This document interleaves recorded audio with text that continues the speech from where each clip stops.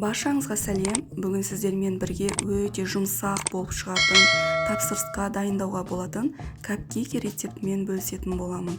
Ол үшін менімен бірге болыңыздар. Менің каналыма тіркеліп, лайк басып кетуді ұмытпаңыздар. Ең алдымен бізге қажетті заттар қант, жұмыртқа, сүт, сұйық май, ұн және қопсытқыш керек болады. Ең алдымен ыдысымызға жұмыртқамызды саламыз, үстінен қантымызды саламыз, венчиктің көмегімен жақсылап араластыратын боламыз. Сүтімізді қосамыз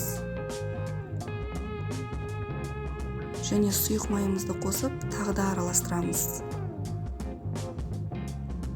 Алдын ала дайындап қойған ұнымызға қопсытқышымызды қосып араластырып аламыз және сұйық массамызға қосып, венчиктің көмегімен үздіксіз араластырып отырамыз. Көріп тұрғандарыңыздай менде дайын. Енді капкейктердің формаларын дайындаймыз. Мен осындай формаға пісіремін.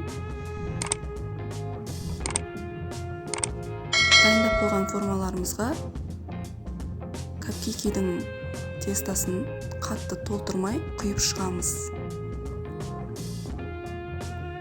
Көріп тұрғандарыңыздай мен барлығын құйып алдым. Енді қызып тұрған пеште 170 градуста 20-25 минут пісіріп аламыз.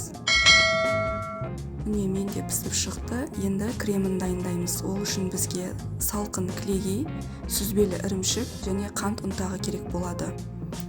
Салқын кілегейімізге қант ұнтағын қосып, жақсылап миксерлеп аламыз. Кішкене қоюланғанша. Қоюланған кезде сүзбелі ірімшігімізді қосып, тағы да миксердің көмегімен араластырып аламыз. Көріп тұрғандарыңыздай менде қоюланып жатыр. Крем өз формасын ұстағанға дейін араластырамыз. Менің кремім дайын. Өз формасын ұстап тұр. Біздің креміміз дайын деген сөз. Енді дайын болған кремімізді осындай насадкаға салып, капкейктердің бетін әсемдейтін боламыз. Сіздер өз қалауларыңыз бойынша әртүрлі насадка қолдансаңыздар болады. Мені көріп тұрғандарыңыздай менің капкейктерім дайын. Ас болсын.